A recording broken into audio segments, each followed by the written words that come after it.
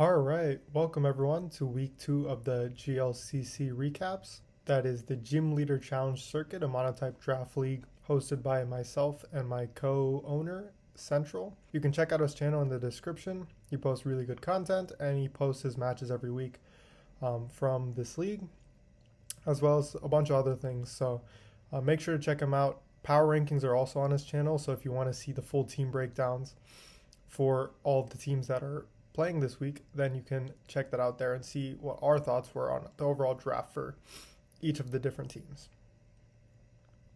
Now this week, if you guys watched last week's recap, which the link will be up there somewhere, I'm going to try something new and I'm going to try to put the full teams of each of the players on the screen while I'm talking about the teams, just so that it's easier to get some more context and realize, what the Terra captains are, as well as see what other mons that they could have brought. And so hopefully that will make it a little bit easier to follow along. But yeah, so the other thing before I begin, I do want to say that, of course, all of this is I'm going to give different commentary throughout each of these matches and kind of explain some things and potentially talk about some other plays that could have been made. And all of that is, hindsight 2020, of course, being in the player's seat versus being a spectator is a very different thing. So mostly they're just kind of just feedback or comments for potential other plays, but they're not really like they shouldn't be taken as a negative criticism or anything like that, is I think what I'm trying to say. So yeah, with that out of the way, our first matchup this week is going to be Exilus versus Shattered Backboards. And this is a Mono Fairy versus Mono Dark matchup. So Mono Fairy, of course, has the advantage here. However, Shatter does have a few different options in Protein from Meowscarada, an Overquill that is part poison, so it's neutral and threatens a lot of the mons on Exilus's team, as well as a King Gambit, which, obviously with Supreme Overlord and having the ability to Iron Head and really hurt things is also a very powerful option. The Murkrow is a very interesting bring.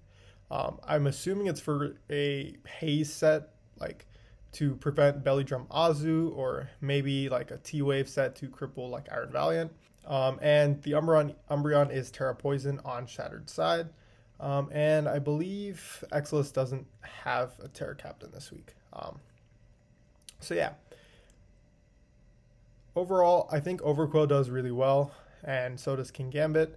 And on Exilus' side, Valiant, of course, is really strong. G-Weezing is a very good check to a lot of these mons, especially that Overquill. And Tinkaton is going to be the main check for King Gambit, along with Azu. But yeah, with that, we'll get into the match. So we see a lead of Tinglu versus Tinkaton. And obviously that's a bad matchup for the Mono Fairy team, and so Tinkaton switches out. And this is probably an opportunity. Okay, we see a Heavy Slam instead of a Hazard set. So Heavy Slam makes sense in order to hit perhaps the incoming G-Weezing. And we see Azu goes for a Liquidation on the Intimidate Rocky Helmet Overquill. And we see a Gonk Shot miss, which is really unfortunate. And we see a Swords Dance on the Will-O-Wisp. So in this situation, I think that potentially it might have been better to go to Umbreon, right? Because, Will-O-Wisp was pretty telegraphed because that's what Weezing does, right? And Overquill is one of your main pieces in this matchup, right? It beats down Clef, Azu, does a number to, Tinkaton, depending on what coverage you have. Overall, it's just a really good mod in this matchup, right?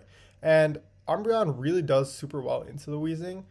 And getting it Will-O-Wisp means that it can't get Toxic, but also you can get the Terra off. And so that allows you to play with the Umbreon a little bit more aggressively and bring it in on different mons, rather than having to wait for an opportunity to Terra it. As well as also, if he goes for the Will-O-Wisp, it hits Umbreon, you get synchronized and you get Will-O-Wisp on the Weezing, which also gives you passive chip, helps you wear it down, which is really, really good for Meowscarada, who is, mainly checked by the Weezing. So I think letting Overquill get burned is a bit you know, makes the matchup a little bit harder. Is what I'm thinking. But we'll see how it goes. So we see another gunshot. This one does hit. We see a strange steam and more burn chip. And we see Overquill stay in, basically sack itself in order to get 67% onto the Wheezing. So now Meowscarada can come in and just take it out. And we see exactly that. So, I mean, if that's a Fizz-Def Wheezing, which I'm assuming it is, that kind of suggests that Meowscarada might be banded. I'm not sure exact head calcs, but that seems really, really strong. Interesting. So the Clef comes in, Kingambit comes in on this, which is a very, very aggressive switch, but I agree that Kingambit is probably the best switch in. But from that, you get information that the Clef is a very offensive variant. However, it's interesting that the Clef switched out against Kingambit. I would assume if you're running a more offensive Clef, you'd want to add some speed in order to speed creep Kingambit, since that's likely the main switch into it. And so it would be nice to be able to two-shot it. But based on the way it switched out, I'm assuming it's not speed invested. And I think potentially that could have been a really nice option here to really put Shattered in a bad spot. But now we have Tinkaton coming in on the Kingambit, and Ironhead comes out and does almost 60%. So Tinkaton goes for some chip before it dies, and it goes down. Okay. Now we have Enamorous going for a substitute. Interesting. So the Poison Jab is revealed, but here I'm not sure that the substitute was really necessary, because you're kind of just losing health for not much benefit, right? Because if you're substituting to try to outplay Sucker Punch, I mean, it's not very likely that he even has Sucker Punch into a mono fairy team. And if he has Sucker Punch, then you'll still take less damage than the sub would actually give you. On top of that, this mod is definitely not going to be saved because it doesn't switch in on anything else. It gets outsped by almost everything.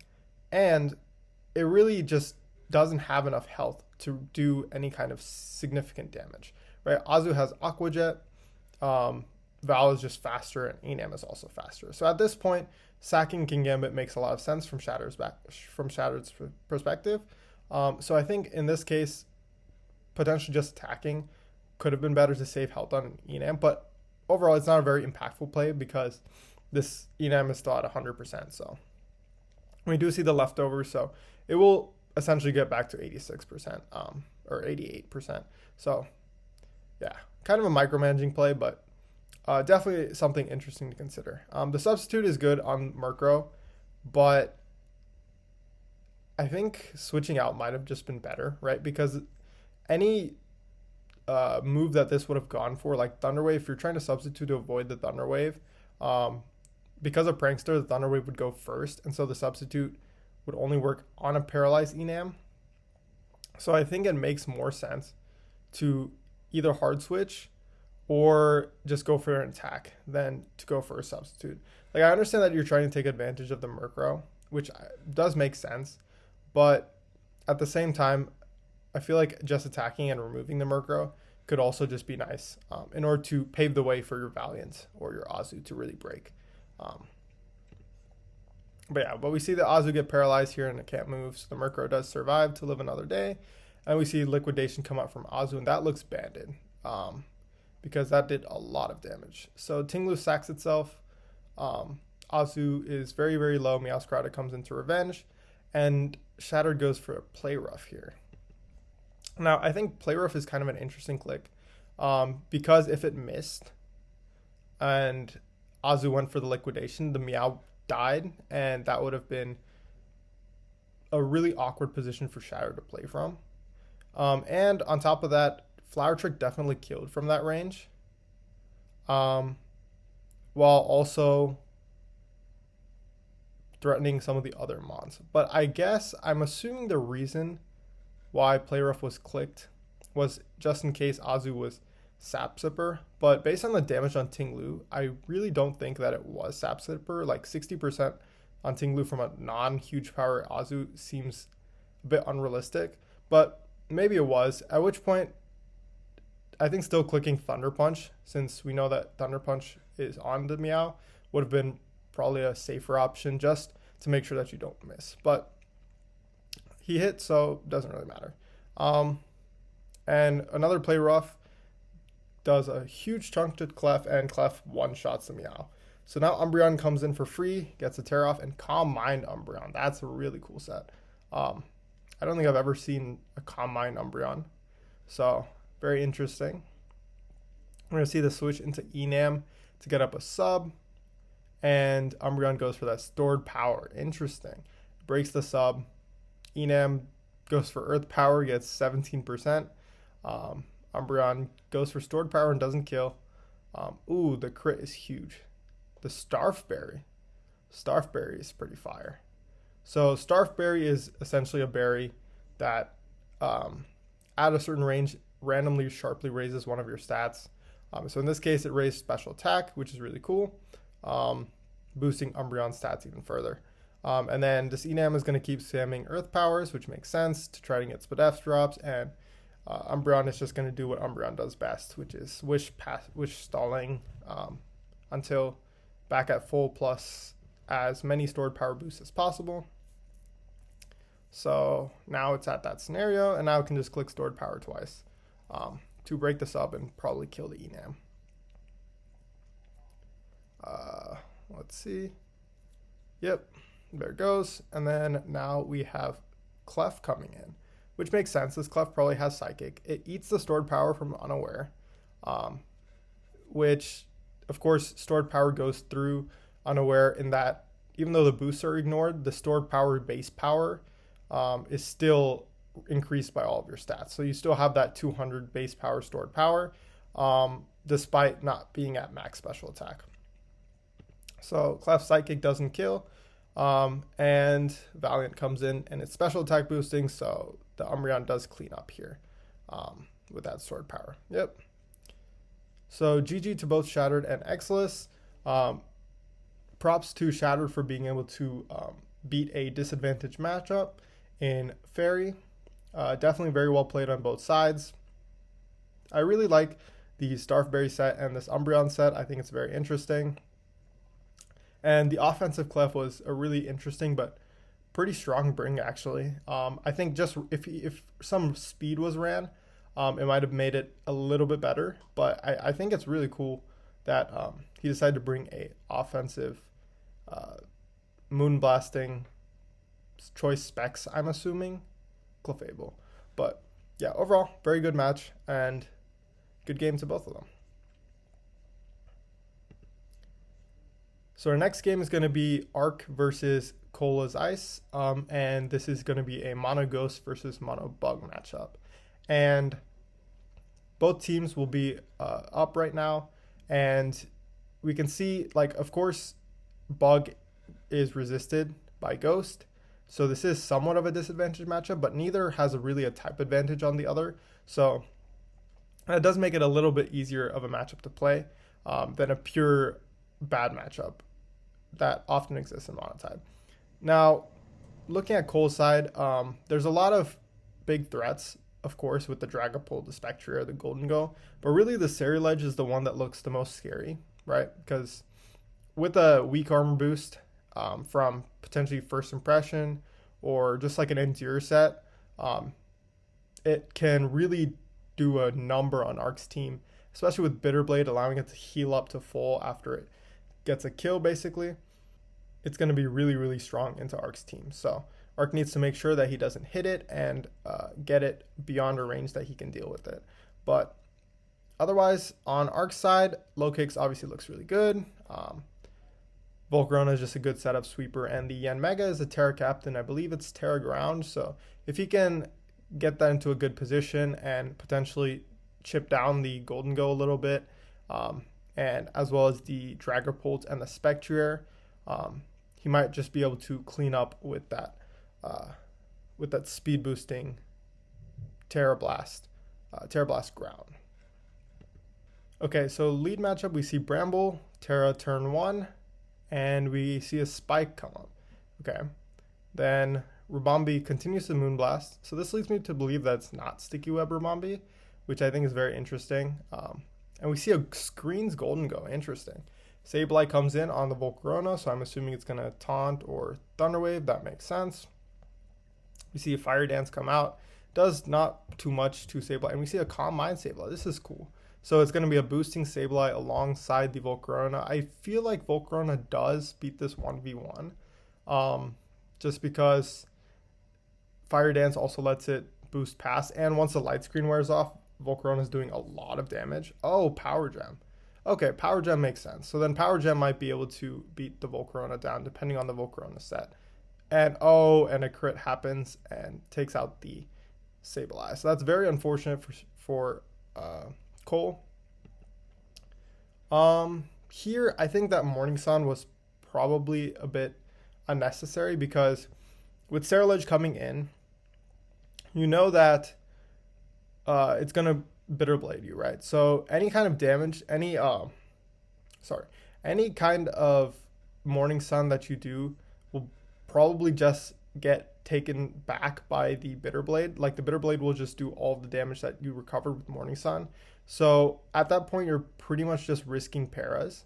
Because if you get fully paralyzed, then this Volcarona that's set up so much is not really going to be able to get much value. So at this point, I think you just attack the Cerulege, especially considering how big of a threat Cerulege is to your entire team.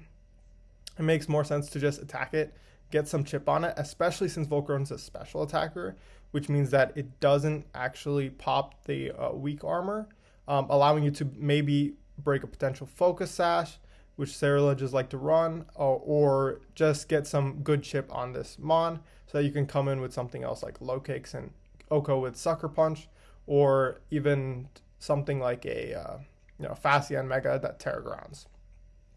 So I think that would be a little bit more optimal here, but we'll see how it goes. So yeah, exactly. So we see the full para into the Bitter Blade, and now Volcarona goes down without being able to chip down the Cerulege at all. So we see the Stone Axe come out, and Golden Go takes the Stone Axe very well. And we see a Recover come off from the Golden Go, which makes sense since the screen's Golden Go. We see Knockoff come up from Scizor, so we get rid of the Light Clay, meaning that we're in a much better spot in terms of screens. We see a Trailblaze come off, which allows the Scizor to outspeed the Golden Go, but Golden Go does beat this 1v1. And we see a Yen Mega Sack. Interesting. I think this might have been potentially better to do last turn, right? Because at this point, you can pretty much assume that they're going to recover. And so if they're going to recover, it's better to go hard Yen Mega on that turn than to go hard Yen Mega on the turn where Golden goes at full HP, right? Because now there's no incentive for it to go for anything else besides just Power Gem. Yeah, because it's not really threatened by a special attacker right now. It's being threatened by a physical attacker. So it's pretty much just going to go for Power Gem until the Scizor faints. So it really makes more sense to go for the hard Yen Mega play on this turn when you know that Golden Go is going to recover. Or at least it's more likely that Golden Go is going to recover. But we'll see how it continues to play out. So, especially considering that Yen Mega is one of your main win conditions with that Terra Ground and the speed boost being able to sweep a team. But we do see a free Low Kicks into a Swords Dance, which I think is a very, very aggressive play. But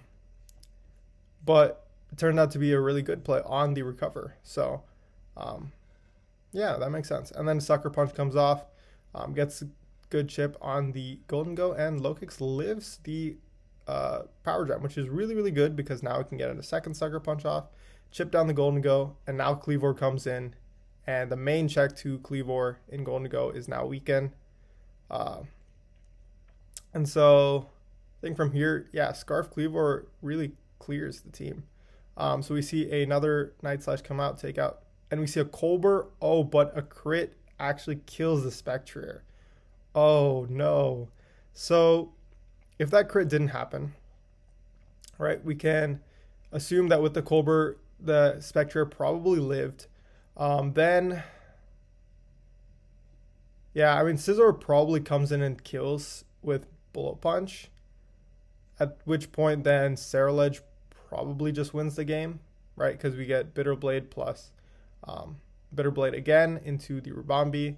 So I think that crit is pretty big. I'm not entirely certain if Cleaver killed without the crit, but I'm assuming it did because Spectre doesn't have the greatest defense, and I mean, it's Night Slash. It's a pretty weak move. But also, Night Slash does have a high critical hit ratio, so definitely it's not out of the realm of possibility for it to crit. And we see another crit come out, but this one probably didn't matter. It probably brought it down to the Endear anyways. But we see that a Bitter Blade at neutral does not kill the Cleavor, and then the Cleavor is able to take out another KO, and yep, that should end the game. So really good set from Arc with that Night Slash Scarf Cleavor. Did really, really well, and honestly, really good play, weakening the Golden Go, using that low kicks, recognizing that low kicks was a really big threat that Cole would want to weaken, and using it to basically break down the main check to this Cleavor and Golden Go, and then being able to set up for that end game Night Slash crit. End game Night Slash sweep.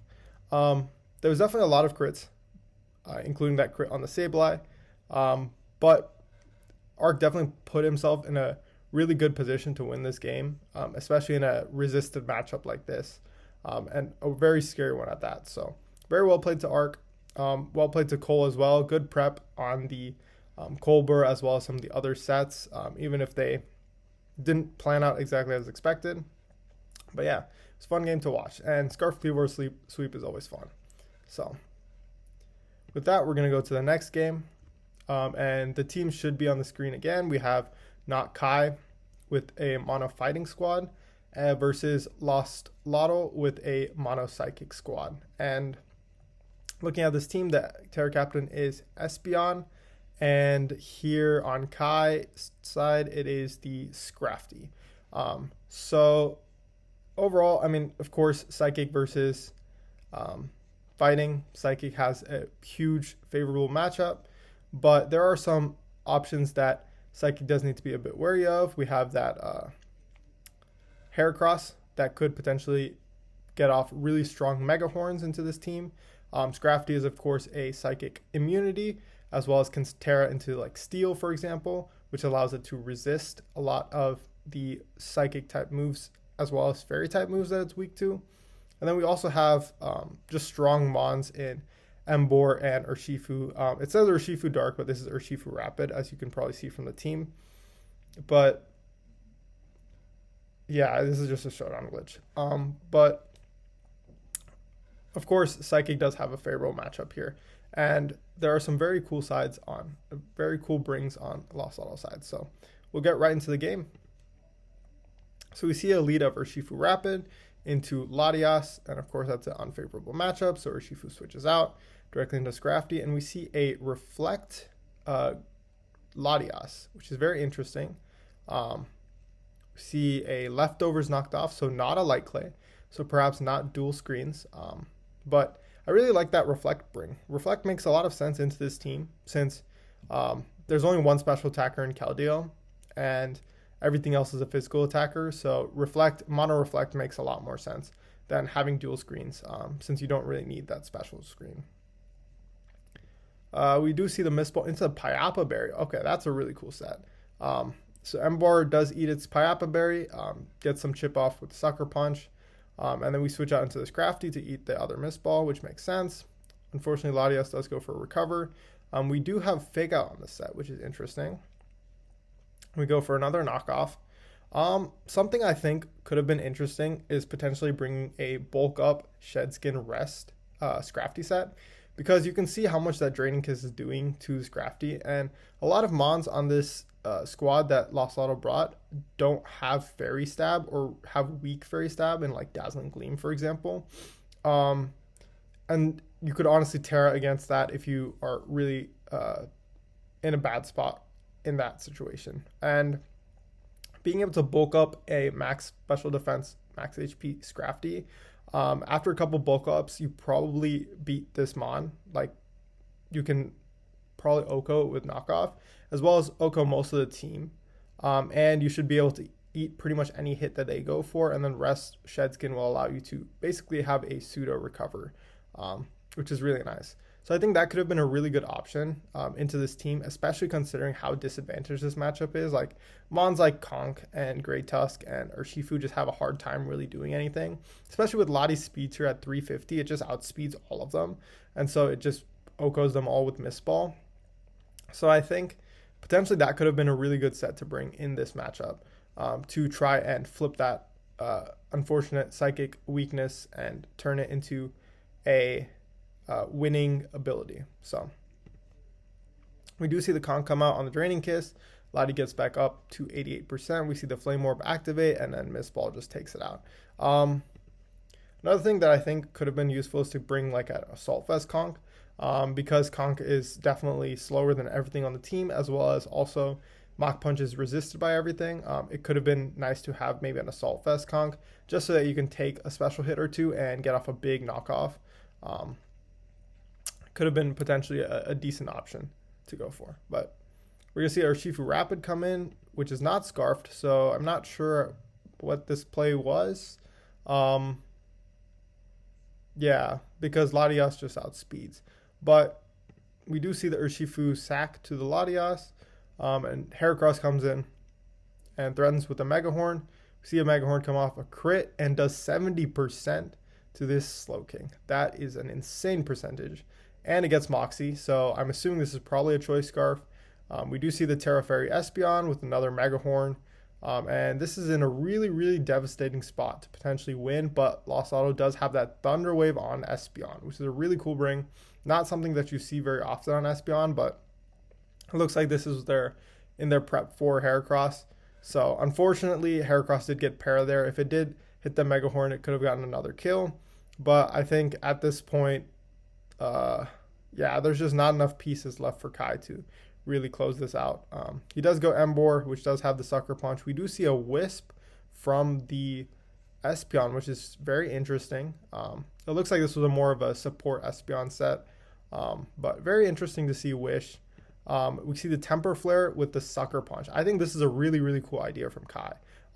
We're seeing a lot of really, really creative sets, and it's really interesting because Sucker Punch obviously can fail, like it did in this example. And then once it does, Temper Flare's power gets doubled to 150. So it becomes a really, really, really strong Fire-type stab move for Emboar. So I really like this set that was brought by Kai here. We do see the Agility come off on the Braviary. We see a missed Air Slash into a missed Stone Edge. Oh no. I think honestly there,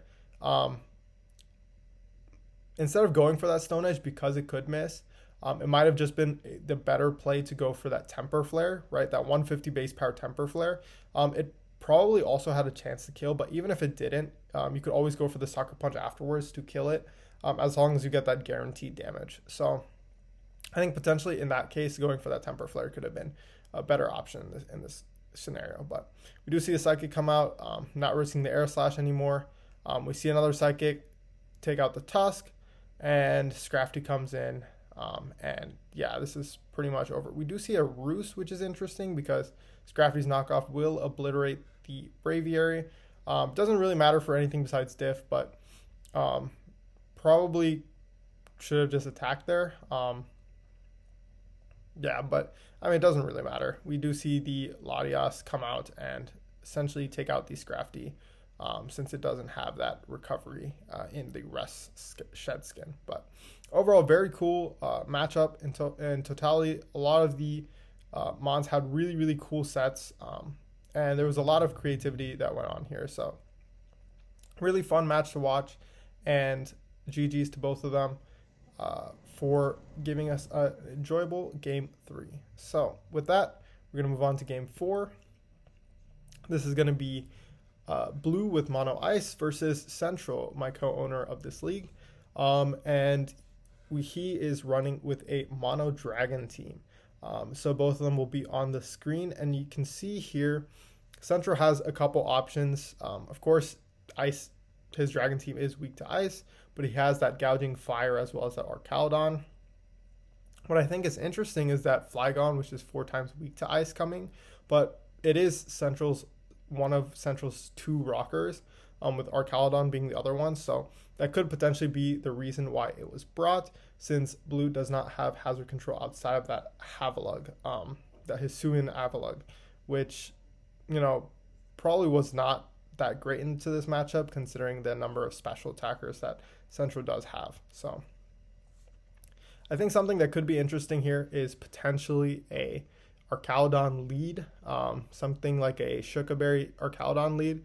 I think it leads pretty well into everything, and it can get up rocks to really pressure this squad. So I would expect something like that to come out here, and I would assume there's probably a lot of Yachi berries and different kinds of resist berries on the squad in order to really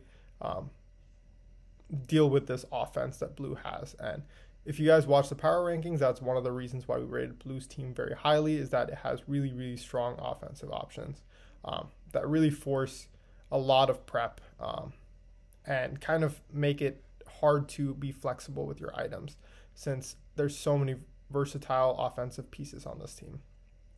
But we'll get into the game. So we see on lead, we see a Roaring Moon into a Mamoswine. So it's a bit of an interesting lead, the booster energy on the Roaring Moon, but we see an immediate switch out, which is interesting. I'm assuming to save this Roaring Moon for later potentially, but honestly, in that case, I think switching out doesn't really help. Mammo lead typically means like focus sash, lead. So potentially getting off some damage, especially since the booster was already burned. So it doesn't outspeed Beartic in the snow or Iron Bundle anymore. Or like Weavile. I think it would make more sense just to stay in and just hit the Mamoswine and try to do as much damage as possible. But I mean, Flygon is also really not super great into this matchup, so it also makes sense to go into Flygon. We do see the Icicle Crash. Oh, it is Sash, so it does live, but Ice Shard will pick it off right afterwards. So no rocks for this game unless Arcaludon has them. And we see a Flash Cannon into a Babiri Berry, which is really good prep for this exact matchup. And we see that Earthquake come out. We see the Arcaludon live it, get that +1 defense from the stamina, and then take out the Mamoswine. Bundle comes into Revenge. Ice Beam comes out, takes out the Arcaludon. We see a Dragalge come out, which makes sense. It definitely eats the bundle hit, at least one, and threatens it with a really strong Sludge Wave or a Draco Meteor. So Ninetales comes out. We see a Terra Steel from the Dragalge. We see a Flip Turn back into the Roaring Moon. We see that Iron Head come out on the Ninetales, and we see a flinch. So this is a pretty big flinch, right? Depending on what this Ninetales could have gone for. If it went for Veil, for example, it would have allowed potentially a Beartic Swords Dance, a Weavile Swords Dance, a Baxcalibur Scale Shot. Pretty much enabled a lot of this offense here. As well as also, if it went for like a Hypnosis to put this moon to sleep to kind of do the same thing. Or just in general gone for a Fairy move to kill this Roaring Moon. Definitely it's a pretty big flinch there from Central that is putting him back into this game. So we see Ironhead take out the Ninetales, and we can see Beartic come in with the Slush Rush, does outspeed and kills with Icicle Crash. We see Gouging Fire come out. We see the Terra Ground into the Earthquake, into the Shukaberry, which is really good prep. And we get the Dragon Dance off. So this is a really good position for Central. Potentially makes it able for him to bring it back here. Definitely he's in the back foot right now. But with the snow ending in one turn, potentially, if the Ninetales is not Icy Rock, and even if it isn't, Beartic is really slow. So at 218, it only hits 436 in the snow. And at +1, the Gouging Fire should outspeed at like 450-ish. So with this +1 boost and the +1 in attack, it's very possible that the Gouging Fire just OHKOs the Beartic here with Heat Crash, and then potentially even sweeps depending on what these other mons have as their set. And if not, it could do a lot of damage and break through the team in order for a potential endgame Scarflotti or Dragalge, which can live pretty much any one hit from any of these mons and get a nice little OHKO back. So at this point, I think Central has managed to claw his way back into the game. despite the disadvantaged matchup. And it's also important to note that because the Beartic Terrad, it no longer gets that plus 1.5 defense boost in the snow due to its ice typing. So it is no longer going to have that boosted defense to be able to take that attack, heat crash, or scale shot, or whatever this gouging fire has to hit it. So we'll see what ends up happening here, and we see a switch out, which is interesting. Yeah, I mean, I'm not really sure why the switch out happened, right? Because I think that was really the position that was, kind of ideal there, because nothing else on this team really allows Gouging Fire to set up, and without setting up, Bundle and Weavile both outspeed it and pretty much just OHKO it at the range that it's at. So I'm not really sure that the switch out there was really the most optimal, but we do see it, and then we see an Icicle Crash right after take out the Latios. I'm assuming, yeah, so we see the Icicle Crash take out the Latios. We see Dragouge come in, actually, and we see another Shuka Berry, allowing it to eat the Earthquake. Gets off a Draco Meteor, but it does very little damage. Probably an AV Beartic, since, it's an adaptability Dragouge. Does a lot of damage. And we see another Dragon Dance come out from the Gouging Fire, but unfortunately, Beartic can just kill it with the Earthquake at this point, since it no longer has that berry intact. So very well played from Blue's end. Good prep on all of the sets. The Beartic was definitely a really, really good bring here, and I think he got how many kills? Let's see. So he got kill on Roaring Moon. I think 4 kills, actually. Wow. So a nice little mini Beartic sweep there in the hail, which was really cool to watch. And Central played very, very well. Really super tough matchup for him. So being able to make it this close, it was definitely very, very close with that Dragon Dance on the Gouging Fire, and the Shuka Berries were definitely very, very cool brings on his part. But overall, good game to both of them. And with that, we can move on to number 5. So at number 5, we have our game of Dracagon versus Curb, which is the Mono Fire versus Mono Grass matchup. And of course, Mono Grass is very disadvantaged in this matchup. However, there are some saving graces that most of the Chlorophyll mons that abuse Sun are on the grass type, like Lilligant, as you can see here. Lilligant Hisui does have Chlorophyll, but there are other ones like Venusaur and Victory Bell, things like that. So a lot of Sun abusers are actually grass types, which is really helpful in this matchup against Fire, which its primary gimmick is really that Sun, as well as the neutrality that Hydrapple offers, as well as Ogerpon, and Sinistra actually has an interesting matchup here because it has that heat proof ability, which allows it to be neutral to the fire type attacks directed against it. And on Dracagon's side, we have a really interesting team. We see the Sko villain come off the bench, and as well as the Charizard. So we're seeing a full Sun build here with all of the Sun pieces coming out. So it'll be interesting to see how this one plays out. One thing he is going to have to be careful about is that Lilligant, if in the Sun, if it gets up a Victory Dance and has that Chlorophyll boost, it can definitely do a number to this team depending on the coverage move that it's running. But let's get into it. So we see a Cinderace lead into an Ogerpon. So the Ogerpon takes a lot of damage from the Pyro Ball, but gets up a Spike, which I'm not sure that was really the value that you wanted from the Ogerpon, because Dracagon's team does have 3 forms of hazard control. He has that potential Court Change on Cinderace, he has Defog on Talonflame, and then he also has the Rapid Spin on Torkoal. So this one Spike is not super likely to stay up, and potentially just being able to hit this Cinderace and get some damage off on it, knock off an item, could have been a little bit better just to try and weaken this Mon using that neutrality to fire that allows this Mon to live a lot of hits. But we do see Sinistra come in. It does eat the Pyro Ball thanks to the heat proof ability, but this is really suggesting that this Cinderace might be banded because it's doing a lot of damage. And the Strength Sap does allow the Sinistras to heal back up to full. So Dracogon does choose to switch out into the Talonflame, which Talonflame has a really good matchup here because, of course, has that flying type ability as well as the Gale Wings, which allows it to get priority flying type moves when it's at 100%. So even though it is parried, which is a really cool bring on Sinistra, on Curb's part on the Sinistra, it does still have priority from that acrobatics.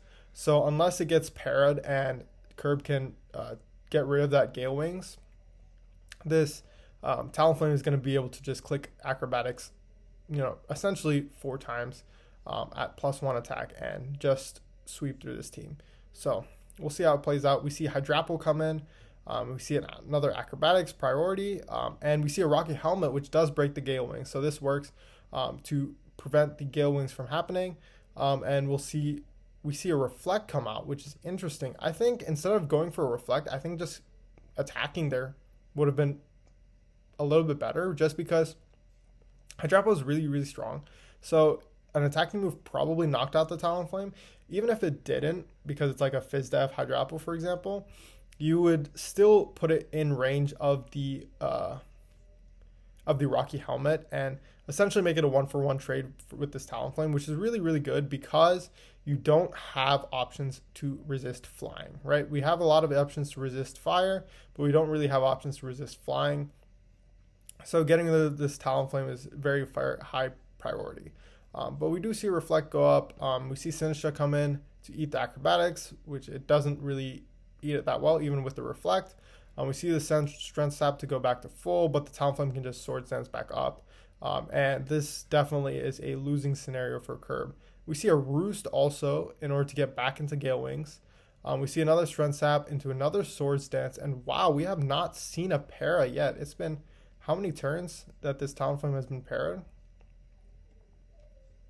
Looks like since turn 6, and we've had 6 turns and no para. Very interesting. So we get a +2 acrobatics off. It does kill the Sinistra. We get another priority acrobatics off. One shots the Shaman. Another one gets rid of the Lilligant, and it looks like this is going to be a full Talonflame sweep here. And yeah, that's exactly what we do get. So in this endgame, I think once the Sinistra was taken out, right? Once you get to this scenario, right, it's likely that he's going to Sword Stance. He Sword Stance up. I think you just go Hydrapple and sack it so that you can break that Gale Wings. And then you can go into, Sinistra or Lilligant. And since the Talonflame is paralyzed and no longer has Gale Wings, you can try to revenge it or kill it before it can roost up and get that Gale Wings back. But allowing it to keep the Gale Wings does let it essentially clean through the team. And surprisingly, it didn't get parried at all. In 16, yeah, like 9 turns. Yeah.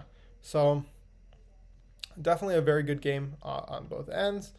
Some cool brings on Curb's part, but fire into grass is definitely a very tough matchup. So yeah, GG to both of them. With that, we're going to be going to our second to last game for today.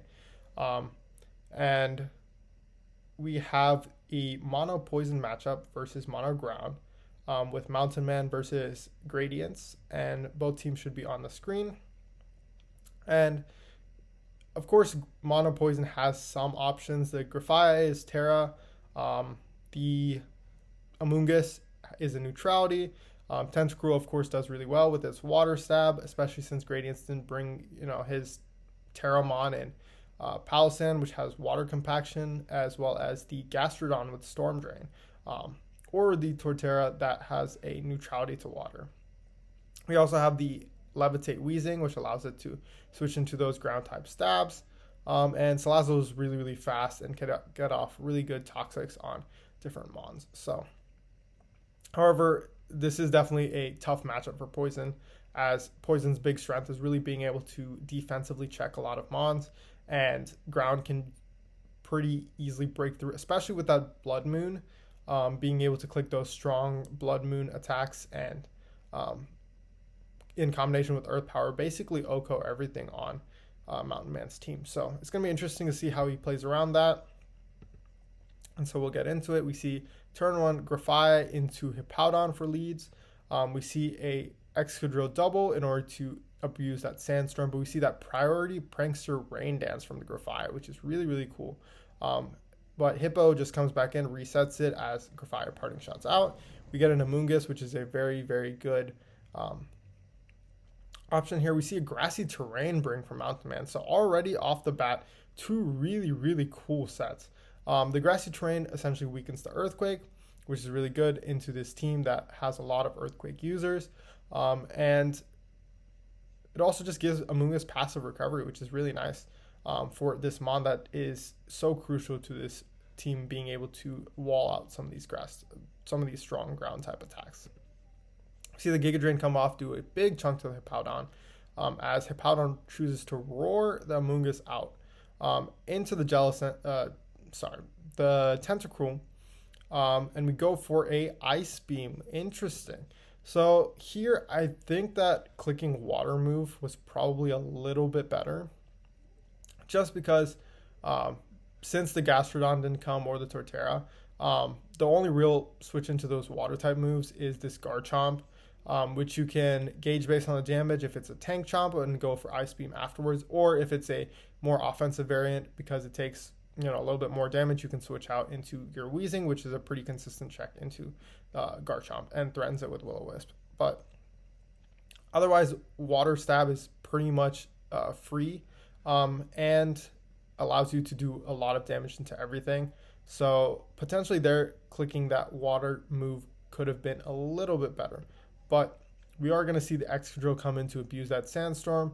We see the switch out into the Grafia and into a Swords Dance. And now Grafia obviously threatens with Encore, so Gradient switches into Gliscor. And we do see the Encore fail. Gliscor gets its free Toxic Orb activation. We see a Parting Shot out into the Amoonguss to help counter this Gliscor. We see a Swords Dance come out from the Gliscor, so this is a more offensive Gliscor variant.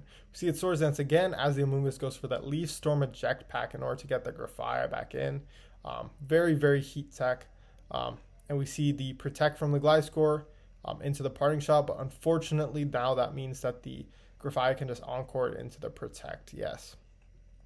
So we see Gliscor get back up to 91%, and Hippowdon comes in here, and the prediction Rain Dance on the Hippowdon switching in. That was a really, really cool prediction on Mountain Man's part, predicting that the Hippo was going to come in and clicking that Rain in order to remove it and prevent Excadrill from being able to come back in for free.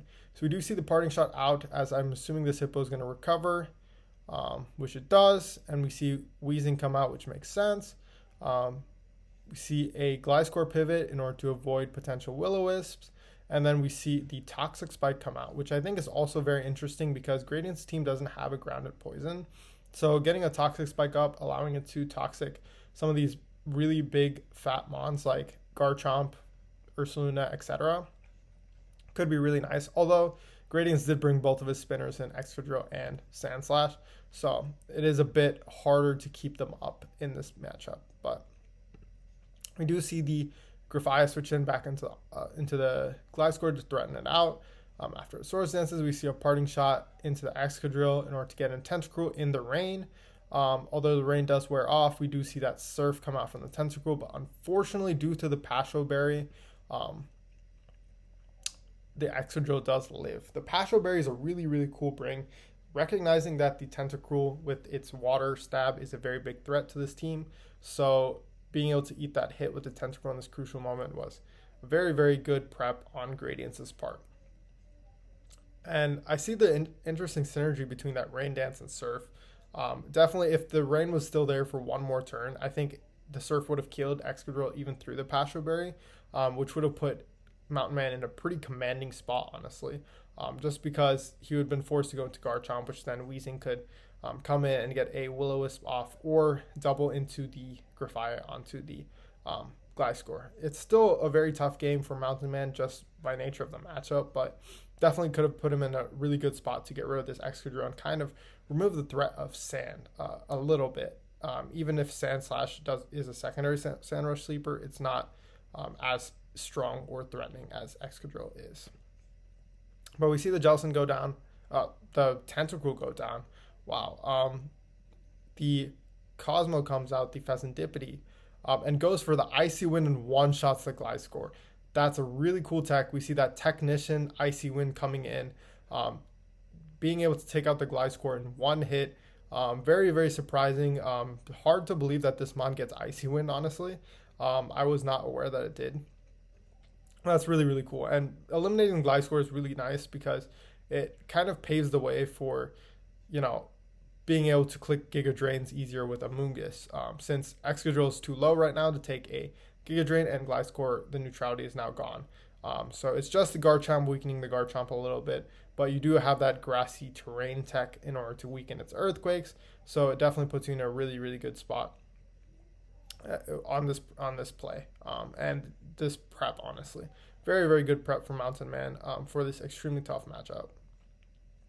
We see Hippowdon come out, get poisoned, which is really nice because now you can kind of threaten this out. But we see a double into the Excadrill on the U-turn, allowing Mountain Man to get some initiative, go into the Amoonguss and threaten this Excadrill out or force a sack, which it does. It does rapid spin away the T-Spikes.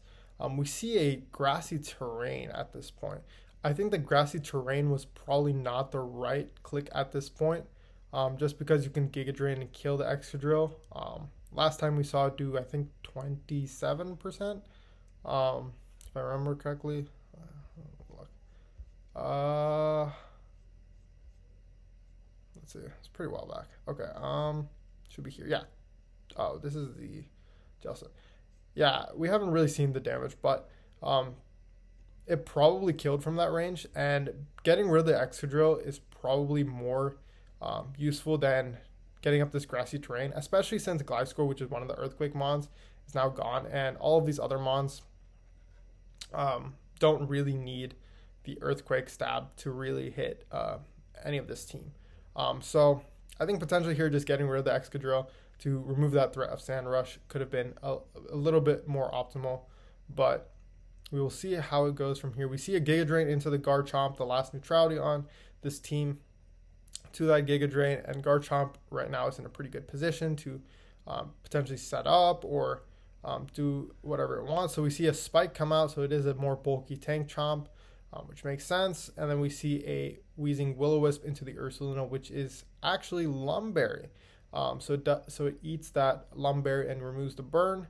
We see a Pain Split come out from the Mountain Man. So I'm assuming this Pain Split was because he assumed that Ursaluna outsped the Wheezing, and then would bring it down pretty low, which Pain Split would then allow it to go back up to full, as well as damage the Ursaluna a lot. But unfortunately, the Wheezing actually did outspeed the Ursaluna.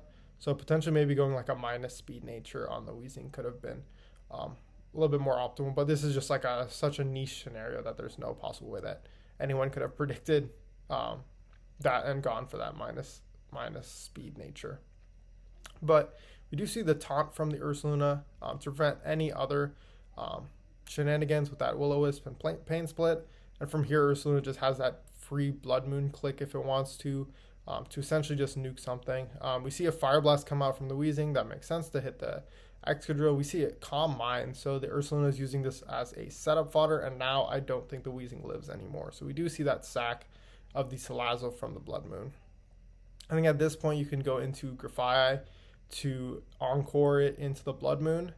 And then if you Encore into the Blood Moon, you get a free turn off, which you can use Parting Shot to remove that boost as it recharges. And then you can get in something like Amoonguss, which probably lives the Blood Moon and does a bunch of damage back with that Leaf Storm or that Giga Drain into Leaf Storm, potentially after the second Blood Moon, because you'd have another turn of the Encore left, as well as allowing you to hit potentially Garchomp coming in with that Giga Drain to Leaf Storm combo, which would probably also take it out. And then that pretty much paves the way for the Amoonguss to potentially win the game from that point, considering how low the neutralities are to the Giga Drain Leaf Storm at that point. But We do see the Grafia come out, but we see a Super Fang instead of an Encore into the taunt, which makes sense. So there, I think the Super Fang makes sense in order to weaken this Ursaluna a little bit. But going for an Encore and then a Super Fang into the recharge turn of the Blood Moon, and then potentially sacking Grafia or sacking like Pheasantipity, which at this point I think has done its job and is not super useful anymore, especially into this team of like physical attackers. And then being able to go into that Amoonguss and probably from that range, being able to kill it with the Leaf Storm or the Giga Drain. But we do see the Super Fang come out into the taunt, so now Grafia can't do any of those shenanigans. We see the switch out into Wheezing and the sack to the Blood Moon, which I also think Pheasantipity there was probably a better sack. Like, I understand that you have the Icy Wind to try and come in and potentially pick off the Ursaluna at this range, but at +1 Spadef, Icy Wind from a base, 71 special attack on Pheasantipity is probably too weak. This is probably an instance where you calc it. I know this battle was played like pretty late at night for Mountain Man, so definitely, understandable that he didn't want to go and calc this very niche scenario, but potentially sacking the Pheasantipity off there and then going into the Amoonguss to live that Blood Moon and kill with that Leaf Storm or that Giga Drain, depending on what move he wanted to click at there, could have been a potentially better option. That way you save the Wheezing for the very threatening Sand Rush sweepers like the Sand Slash, as well as Garchomp. Just being able to burn Garchomp could be really nice. Allow you to wall it out easier with Amoonguss in case it is like a Swords Dance spike set. But we do see that Pheasantipity come in on the Ursaluna. It does Icy Wind, doesn't get the kill, and then Earth Power does take out the Ursaluna. So this does allow the Grafia to come in and encore it into Earth Power. We do see a parting shot first into the Amoonguss. We see a Blood Moon come out, and yeah, you can see the Amoonguss ate that Blood Moon up. So potentially, of course, it was that neutral, but it definitely would have still been able to live that first Blood Moon at the range that it was at before. So that was potentially the play at that instance. But at this point, I think the Ursaluna either cleans up or, the encore into the Earth Power does allow the Grafia to force the Ursaluna out, but Excadrill and Garchomp both kind of just win at this point. We do see parting shot into the Amoonguss, and we see that spike and Stealth Rock taking its toll, basically neutralizing its regenerator ability and preventing it from getting any kind of real recovery. The Excadrill sack makes sense, and now you can get in the Garchomp for free and pretty much just lock yourself into Dragon Claw. Now that prevents this from being able to encore you, since Dragon Claw probably takes out everything on the on Mountain Man's side. I see a last ditch Rain Dance into the Dragon Claw, and then from here the Amoonguss, after hazards, either drops or gets two-shot by the Dragon Claw. Just immediately. So overall, I think it's a really good game. Definitely a very positionally heavy game. I mean, you saw it went to turn 38, but a lot of Mountain Man sets were really, really cool. He had some really heat sets here to try to beat this disadvantaged matchup. But I think overall, in the end, that Pasho Berry really put Mountain Man on the back foot on the Excadrill, allowing Gradients to take out the main piece in Tentacruel. That was the real offensive threat in this matchup, and that really allowed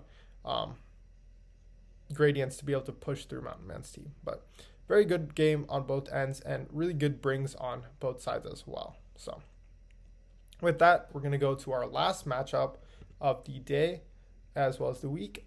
We have my game actually versus Lunar, who is a Mono Waters team. And going into this, I really expected the Rain Bring over the Bascullusion, as well as Toxapex in order to counter some of my big physical threats. And so I really prepped around being able to trap those and take advantage of them. And using things like my Galarian Articuno, which is my Terra Captain, as well as my Thundurus, but unfortunately those didn't come. So definitely on the back foot from just the bring in and of itself. But also I didn't prep for Manaphy at all, so definitely a very scary mon. And we're going to see how this goes. So we start off with the Zapdos Galarian, which is Scarfed in this matchup, against a Quagsire, which is a bad lead matchup for me. So I U-turn out, go into my Gyarados, which is my dedicated counter for this, and I get the Whirlpool off. And so essentially, because a lot of my mons were setup threats that were meant to win this game, I wanted to use this Gyarados to trap this potentially unaware Quagsire, using this Whirlpool Taunt Earthquake set. And I was able to essentially take out this Quagsire by trading my Gyarados for it, which is very good for me because now I can set up with Thundurus, I can set up with Articuno, and not have to worry about this unaware mon being able to just switch in and eat my attacks. So the Terra Blast comes out from the Terra Electric Floatzel, and I go into my Gligar. He switches out into Manaphy here. I do Terra Water and click the Earthquake. And then here I make a mistake. I switch out of my Gligar and go into Corviknight. And this allows Manaphy to get a free Tail Glow up, which I don't have any answers for. I should have definitely just Earthquaked there. And by Earthquaking there, I could have gotten a lot of chip, bring it down to like about 50%, at which point then I could potentially sack the Gligar, potentially sack the Corviknight, and then go into my Scarf Zapdos in order to revenge this mon, or just got into Thundurus and killed it from there. But we do go into the Corviknight as the tail goes up. We are Spadef Corviknight, but unfortunately Scald at +3 does do a lot of damage. And then I make a second mistake here, not taking the chip on the Manaphy with Brave Bird or Body Press, and instead going for that Defog because I didn't calc how much the Scald would do to my Corviknight. And so because of that, Corviknight does get two-shot here pretty easily, and I get to Defog away the rocks, but at this point I don't really have a great answer for the Manaphy. I do go into Thundurus here, which I think again was definitely, I mean, it was really my only option at this point, but perhaps going Zapdos in order to try to get a bit more chip, or even going something like Articuno and Terroring, or going Gligar and getting a bit more chip could have been a potential option here before going into my Thundurus, because my Thundurus is my main win condition at this point in this game, and so if I lose it here, it could be really bad. But Luna brings a really, really heat set here with this Endure Manaphy set, and as you can see, it ends up being Endure Salic, which allows it to get +1 speed, and now it outspeeds my Thundurus and is able to take it out with an Ice Beam.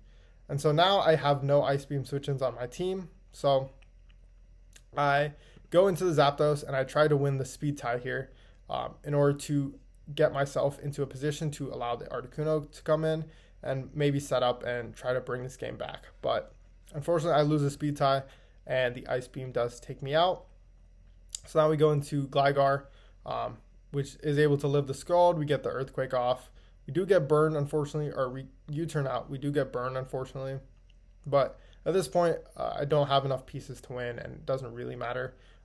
The Gren comes out on the Articuno.